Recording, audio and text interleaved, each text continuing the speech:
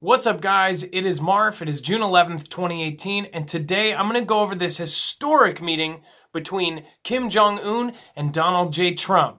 I'm going to tell you who the key players are, who's at the table, and who was left out. Stick around.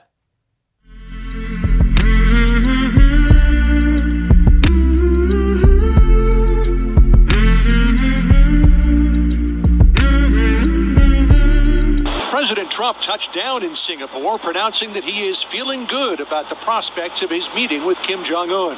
But as he departed the G7 summit in Quebec, President Trump acknowledged he was flying into the unknown. It's unknown territory in the truest sense. But I really feel confident. I feel that Kim Jong Un wants to do something great for his people. So I'm going to try to make this as quick as possible, but there's a lot of information here. I wanted to run through the key players of who's actually going to be at the table and who's not going to be at the table. The talks begin at 9 a.m. on Tuesday, Singapore time, which equals about 9 p.m. Eastern on Monday, so tonight. This could open a way for an official end to the Korean War, which concluded in 1953 with a truce, but never a peace treaty. South Korea will not be at the table, nor will China, the North's most crucial backer. The summit meeting is the most prominent moment yet in international diplomacy for both Mr. Trump and Mr. Kim. Not long ago, they were better known for threatening each other's countries and threatening to cut each other's throats. Just hours before this meeting was to begin, American and North Korean officials continued to scramble behind the scenes, searching for areas of agreement on issues that have eluded consensus for decades. There is literally thousands of journalists from around the world congregating in Singapore. This is literally going to be one of the biggest events in our lives.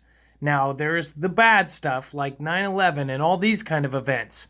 But if this actually went well, this would be one of the most positive moments in history. So now I'm going to run through who's actually going to be at the table.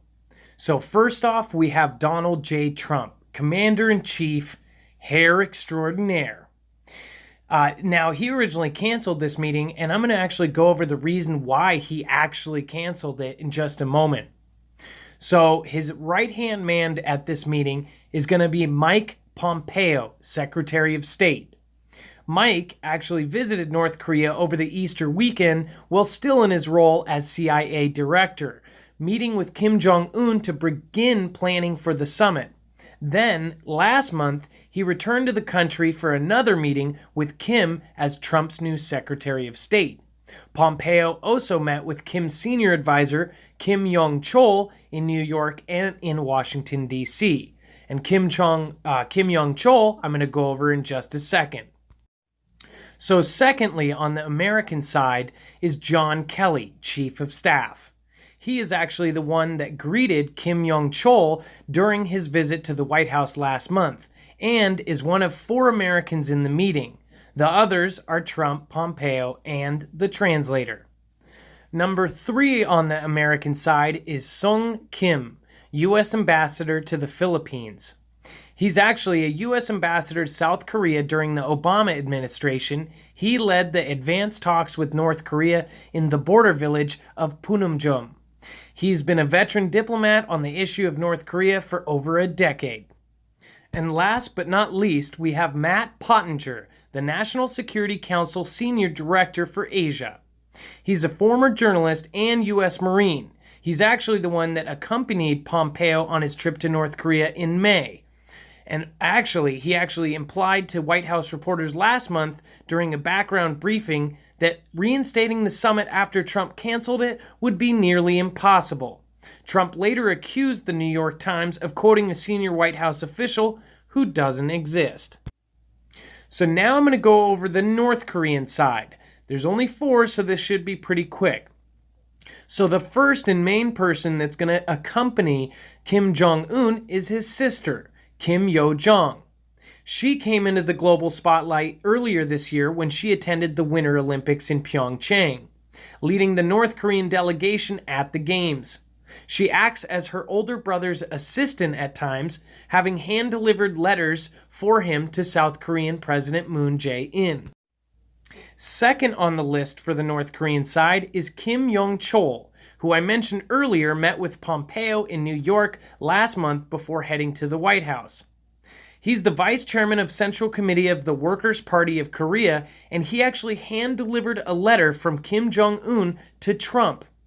That day in the White House, he and the president ended up meeting for over an hour. Kim Yong Chol has been a presence behind scenes as well, sitting in on every inter-Korean meeting held in the lead up to the summit. He was a former spy chief, reportedly behind assassination attempts in South Korea, the sinking of a South Korean Navy ship, and the Sony hack we're all familiar with. Thirdly, we have Kim Chang Son, effectively the chief of staff. Now this one is actually kind of a recluse. You see him in with the group pictures, you see him very often, but they don't even have really good pictures of this gentleman. He was one of the team members tasked with making sure that everything was in place for the upcoming summit, and led in advance the delegation team that met with their American counterparts in Singapore this past week. Fourthly, we have Choe Son Hui. Now, if I mess these names up, I apologize. She's the Vice Minister of Foreign Affairs, and she's reportedly acted as the lead negotiator in advance meetings with the American team ahead of the summit, perhaps because of her experience as a nuclear negotiator in the past.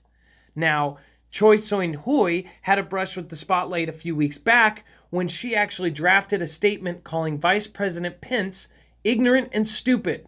Trump later cited the statement as his reason for canceling the summit last month.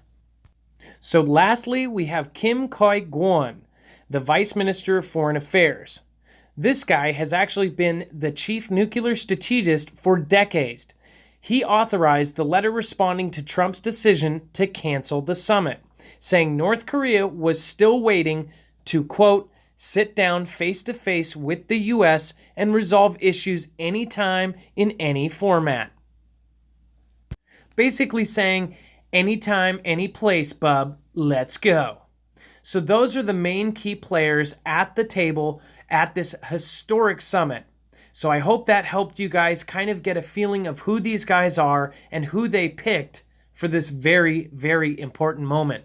Sorry it was such a long video, guys, but that's the best way I could do it. Thank you, guys. Stay safe, be prepared, and Marf out.